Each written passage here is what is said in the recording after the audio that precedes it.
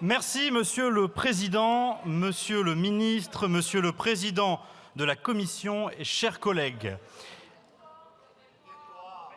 Vous avez un problème avec la démocratie, Monsieur Bernalicis ? Je vous invite à écouter l'orateur, s'il vous plaît, et à arrêter d'interrompre nos débats. Monsieur Masson, vous avez la parole. Merci. Au pire, prenez un calepin et prenez des notes, Monsieur Bernalicis. La proposition de loi dont nous débattons aujourd'hui n'est ni anecdotique ni superflue. Elle n'est ni outrancière ni déraisonnable. Elle n'est d'autre part ni farfelue, ni alambiquée dans son dispositif. Elle est nécessaire et adaptée. Au nom du calice des libertés individuelles, l'État a passé les 50 dernières années à bâtir une forteresse réglementaire qui bloque les voies administratives permettant l'expulsion des étrangers condamnés, quel que soit leur degré de dangerosité.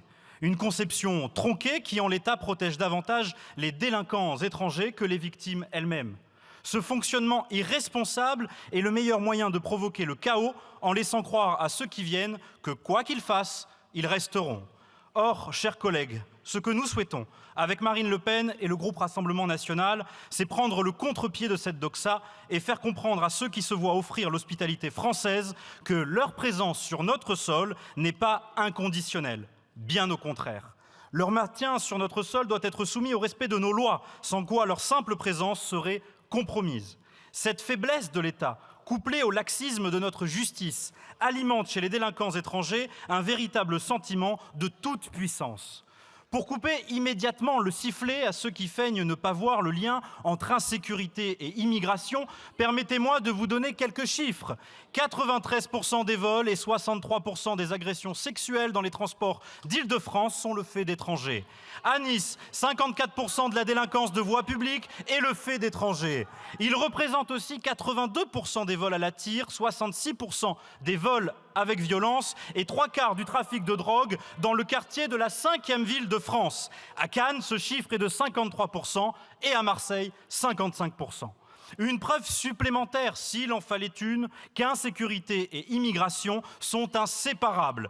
Inutile de vous dire que cette surreprésentation des étrangers dans les auteurs de délits se retrouve ipso facto dans nos prisons et dans nos tribunaux. C'est aussi vrai que nos prisons sont peuplées à hauteur de 25% des étrangers, soit à minima plus de 15 000 personnes.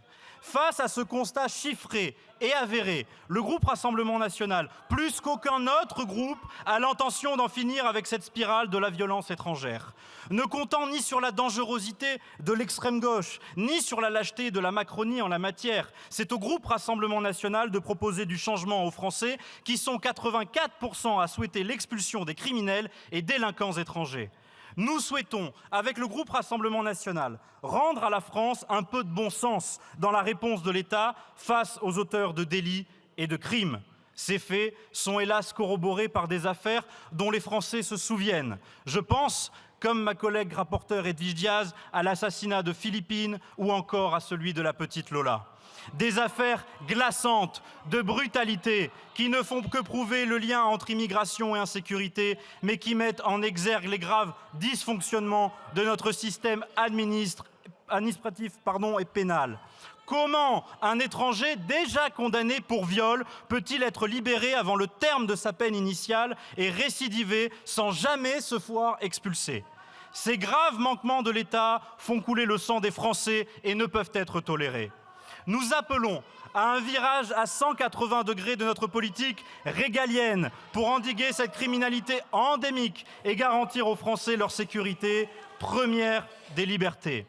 Il faut être aveuglé par l'idéologie pour ne pas tirer les conséquences de cette immigration anarchique qui est un facteur aggravant de la délinquance.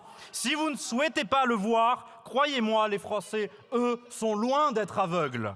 Pour toutes ces raisons, le groupe Rassemblement National propose d'assouplir les conditions d'expulsion des étrangers constituant une menace grave pour l'ordre public. Ce texte doit faire l'objet d'une large approbation de la part des députés de cette Assemblée, car il est indispensable pour établir l'ordre dans notre pays. Enfin, pour conclure, Monsieur le Ministre, 2 choses. Vous avez expliqué dans votre intervention une chose assez fausse.